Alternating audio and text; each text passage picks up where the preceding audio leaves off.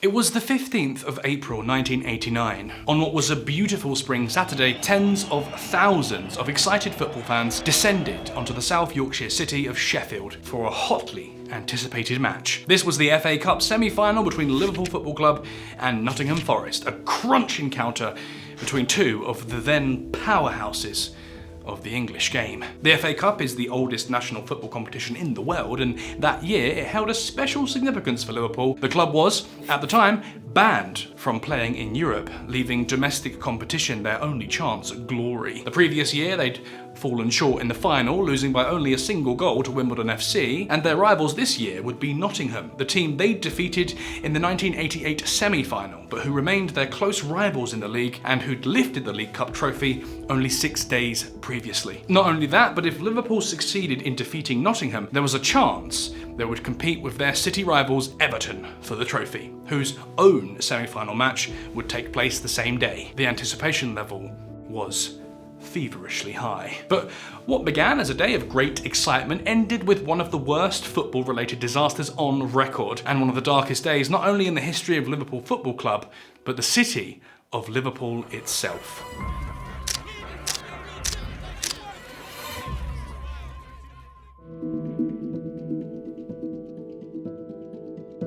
The 1970s and 1980s were a time when football hooliganism in England was at its peak, and unfortunately, the FA Cup seemed to be front and centre to the violence. In 1985, a third-round match between Burton Albion and Leicester City had to be replayed after a block of wood thrown from stands struck and injured Burton's goalkeeper. Only 2 months later, another FA Cup match between Millwall and Luton Town resulted in what became known as the Luton Riot, one of the worst episodes of violence in English football history. Millwall fans went on a rampage, severely damaging Luton's Kenilworth Stadium, as well as storefronts and homes outside it. One of the goalkeepers, again, received a missile to the head, and many fans of both teams were injured. The rioting was so severe that the then Thatcher government set up a war cabinet to tackle violence at football games. And still the same month, another horrific disaster occurred, this time during the European Cup final match in Brussels between Liverpool and Juventus. Flimsy separation between fans at the Hillsborough Stadium allowed Liverpool supporters to storm a sector containing Juventus and neutral fans. A crush ensued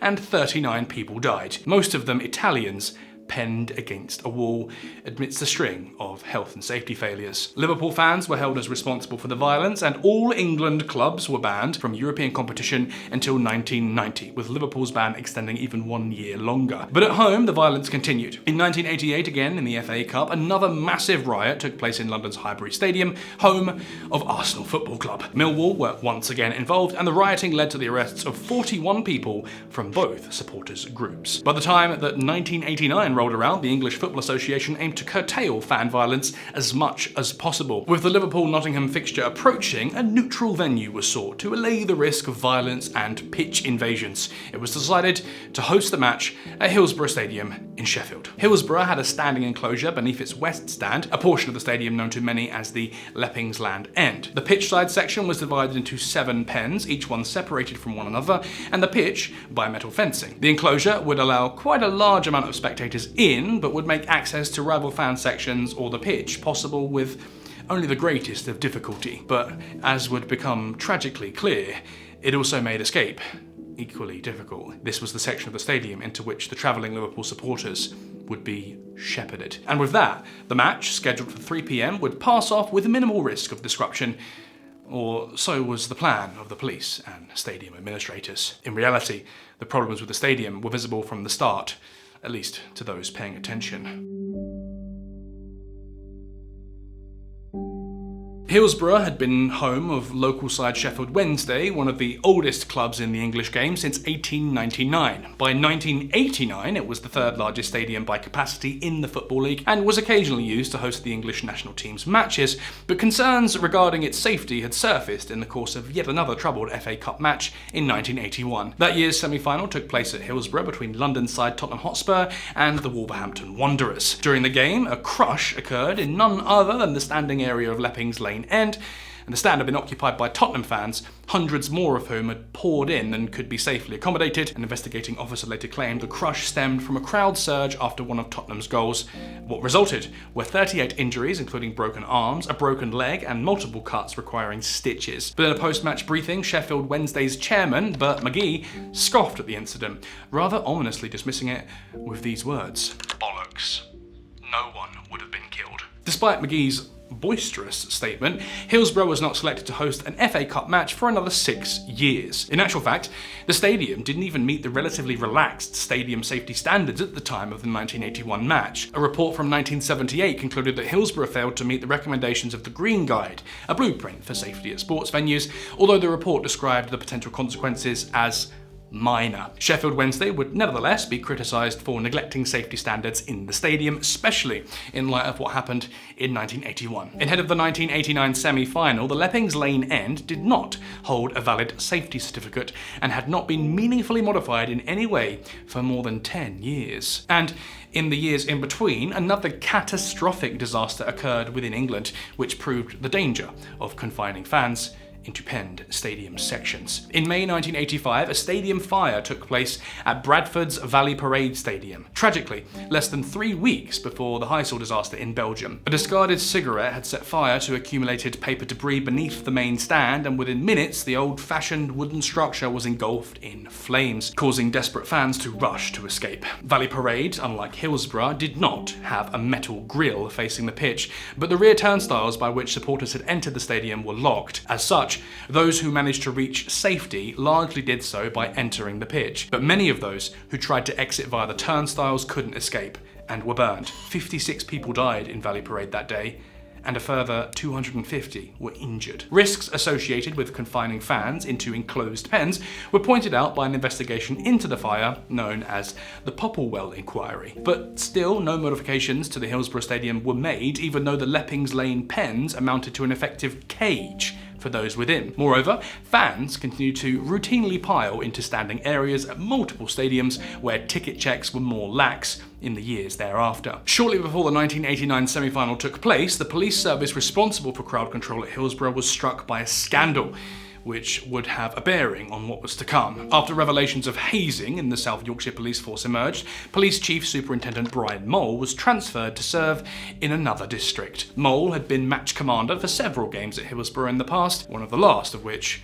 was the 1988 FA Cup semi-final, coincidentally also between Liverpool and Nottingham Forest. His transfer was made effective at the end of March 1989, only 2 weeks before that year's semi-final. Mole was replaced by David Duckenfield, a man with no training or expertise in overseeing football matches of that size. This brings us to the afternoon of April 15th, 1989. Damien Kavanagh was full of excitement for the game. A lifelong Liverpool fan, Kavanagh was prepared to attend his second consecutive FA Cup semi-final at Hillsborough, having previously attended the same fixture at Hillsborough the year before. But as later told in his account for Liverpool fanzine, the Anfield Rap, there were worrying signs visible even in 1988. Kavanagh recalled that the Sheffield police appeared to treat the Liverpool fans much more harshly than their Nottingham counterparts. He described the police as bullies and remembered being told by one officer, "If you look the wrong way, it will stop you enjoying your day, sunshine." Kavanagh and his friends made their way to the stadium ahead of time, arriving at around 2:15 p.m, 45 minutes before kickoff. As such, the group filed in the Leppings Lane End before the majority of fans would later fill the section. And as more and more of them began to arrive, the pens started filling quickly, but Kavanagh was not immediately alarmed. He'd gotten used to attending packed matches, and many of them at Liverpool's own stadium, Anfield. The Liverpudlians were singing and chanting, as they would do at any other fixture, and the pen was filled with many from Liverpool's supporter vanguard, mostly young men, but also elderly people, families, young women, and even young children. But as kickoff neared, the crushing size of the crowd began to become far more severe. Hillsborough administrators had advised Liverpool fans to enter the stadium at 2:45 p.m, only minutes before the game began, which is exactly what many of them did, and they were doing so blindly. The 68-foot-long tunnel from the entrance passed underneath the upper tier of the West Stand before emptying into pens 3 and 4. These were the smallest of Hillsborough's standing pens, located centrally behind the western goalmouth. Unlike the other pens, which had much larger access points, sections 3 and 4 were only accessible by the tunnel, and arriving fans would be unable to see how many people were already in the pens until they had cleared it. The same access route was also a bottleneck, and those already in the pens would be unable to file out due to the volume of people streaming in. Damien Kavanagh was in pen 4, by now a sort of corral rapidly running out of space, with its exit by now inaccessible to fans at the front. Kavanagh was getting more and more unsettled because he could no longer even see the pitch due to the throngs of people around him, and recalled, "I could tell from the crowd noise around the ground that the teams had come out, and I remember thinking, oh no, they're gonna kick off." True to form, the match started at 3 p.m. as scheduled. As it did so, fans were still pouring into the pens via the rear tunnel. Many of them arrived late due to backups on the route to Sheffield, and given their sheer volume, police on duty at the Leppings Lane end entrance had radioed a request for kickoff to be postponed by 20 minutes. This was denied, no doubt leading to an even greater sense of urgency amongst arriving supporters now that the game was actually underway. A gate typically used to quickly allow fans to leave the stadium was opened 8 minutes before kickoff, but this just sieved more fans into the same narrow passageway leading to the pens. This poor coordination by police and stewards meant that fans were being shoehorned into an enclosure almost fit to burst. What had been, until now, a looming disaster was now only minutes from reaching its devastating climax. The fact that something was amiss was not lost on some of the players on the field. Liverpool player Ray Houghton later recalled that the normally raucous Liverpool crowd was unusually subdued that day at Hillsborough. Liverpool had begun the match well, and striker Peter Beardsley had smashed a shot against the crossbar only 4 minutes into the game, something which would typically elicit an excited response from spectators.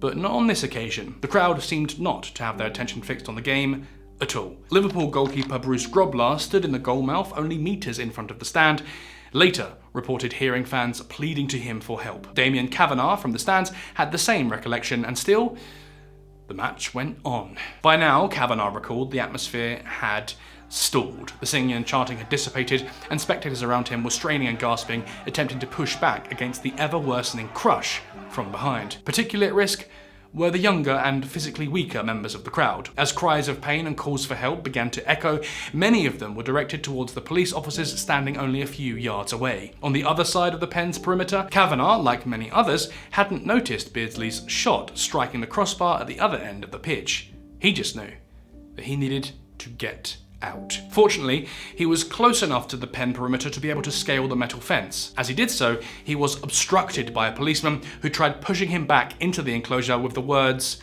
"You But Kavanagh managed to scale the fence anyway and found himself on the pitch. Other fans did the same, despite the efforts of some of the police to hinder their escape. As they scaled the enclosure, the metal frame began to give way, creating holes by which some fans from the saturated section managed to escape. Only 5.5 minutes in, referee Ray Lewis called a halt to the match. From the pitch, Kavanagh took stock of his surroundings. The Nottingham fans, unaware of what was happening in the West Stand, were chanting vociferously, "There will be no Scouse in Europe." A reference to Liverpool's ban on competing in European games echoed from their end of the stadium. But what was happening in the West Stand was now a scene of sheer chaos. Fans were abandoning the pens by whatever route possible, some climbing the fences, some spilling through gaps, and others being lifted to safety by those in the upper tier. Some supporters who clambered over the fence were injured by the metal spikes, and soon blood became visible on the pitch. As more and more people abandoned the pens, the police response appeared even more dishevelled. Some officers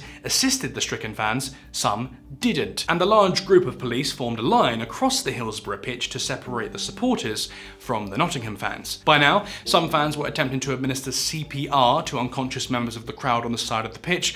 Others began to tear down advertising boards to use as stretchers. Kavanagh also helped pull a few unconscious or barely conscious people away from the melee. Then he left the stadium by way of the players' tunnel. The players also left the pitch, having been told that there would be a 30-minute break in play to allow the crowd trouble to be resolved, but there would be no return to the pitch that day. Ambulances soon began to arrive to treat the injured and unconscious, but even their intervention was curtailed by a lack of central leadership. Of the 42 ambulances which docked at Hillsborough, all but 3 remained at reception point at the stadium's entrance, rather than accessing the pitch directly. As the number of injured and stricken rose, the match was abandoned. The scale of the disaster was starting to become apparent, but unfortunately, the story would not be known for weeks, indeed years, afterwards. 94 people died in Hillsborough Stadium on that April day in 1989. The victims ranged in age from 67 to just 10 years old, and more than 700 suffered injuries of some kind. 4 days after the disaster, Lee Nichol became the 95th victim when he was taken off of life support at Sheffield Hospital. He was just 14 years old. Sadly, he would not be the final victim of the tragedy. Many of the fatalities were due to compressive asphyxia, with many fans dying upright while wedged among members of the crowd. Several victims suffered catastrophic injuries, including brain damage, and were placed on life support in nearby hospitals. As the toll of the disaster emerged, tributes poured in, and a keen sense of grief began to accompany the shock and disbelief at the day's events. Even so, some initial responses were dismissive and portrayed it as simply another characteristic episode of English football hooliganism. Jacques Jour, president of the European Football Association, appeared to blame the Liverpool fans for the tragedy, labelling them as beasts. Although he did later back down and even apologise for his words as more facts emerged. Even so, blame would continue to be levelled towards Liverpool supporters in the days and weeks afterwards. The Sun, a tabloid newspaper, published an inglorious report wherein they accused Liverpool fans of picking the pockets of victims and attacking police officers. The story has since been seen as one of the most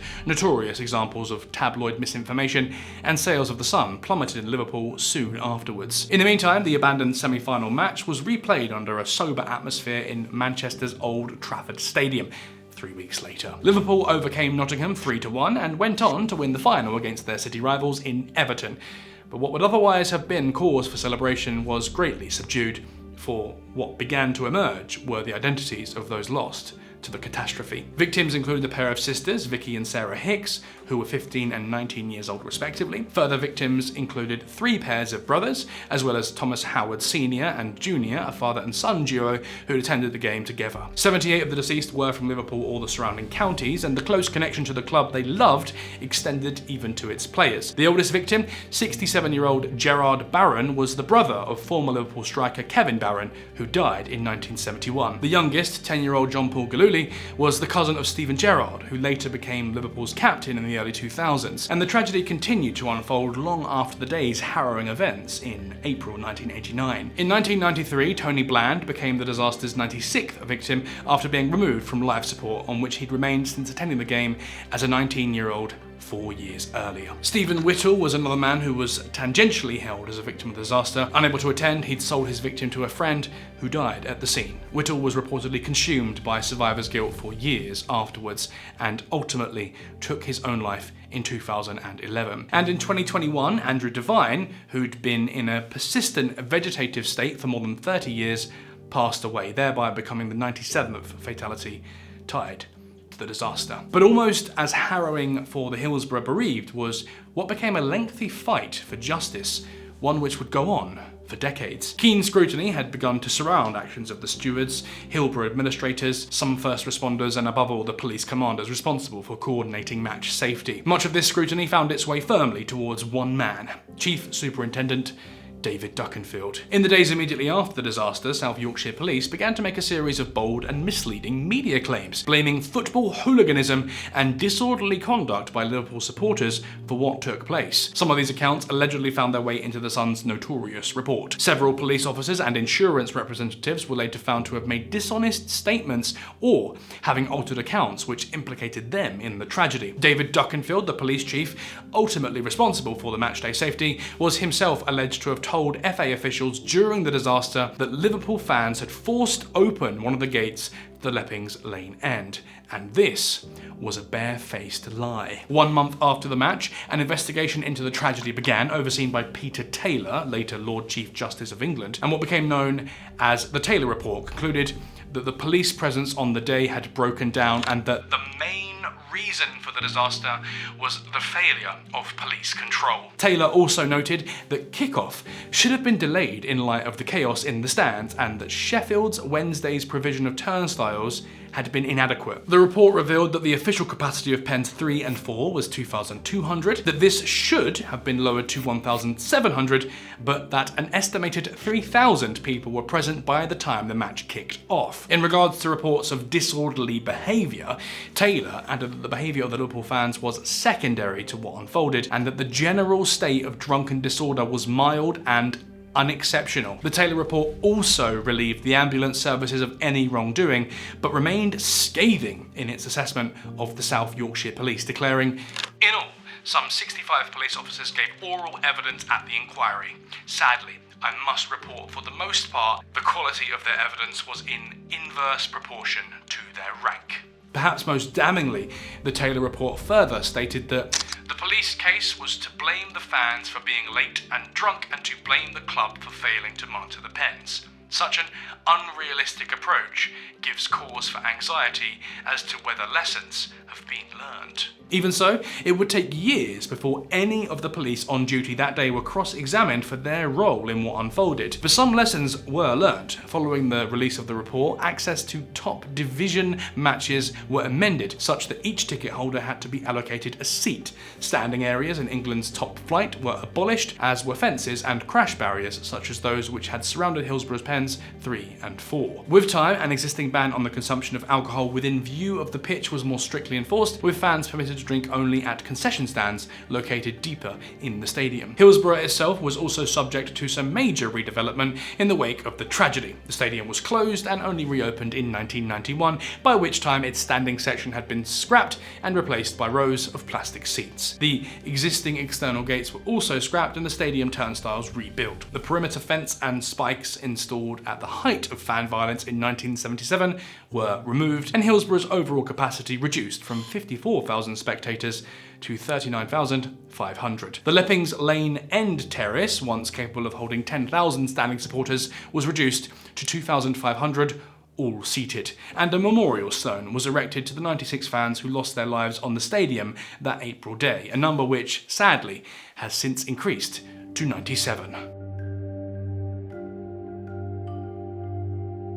11 years passed after the disaster before, in February 2000, charges were brought against members of the South Yorkshire Police for their role in what occurred. Central to the proceedings were Duckenfield, at that time still a serving member of the force, and Superintendent Bernard Murray, both of whom were accused of criminal negligence. But the trial wrapped up in the summer of the same year without a conviction. Murray was found not guilty, and Duckenfield, despite admitting to lying about the causes of the disaster, was absolved due to a jury deadlock. The judge refused to order a retrial. However, in 2017, a fresh trial was opened against Duckenfield and others. On this occasion, the former chief superintendent was charged with criminal manslaughter by gross negligence on 95 counts, one for every victim of the disaster, with the exception of Tony Bland, whose death the prosecution decided not to pursue, and Andrew Devine, who had not yet died. The trial lasted more than 2 years, amid an outpouring of renewed grief by Liverpudlians and relatives of the deceased. But there was also scattered defence of Duckenfield, who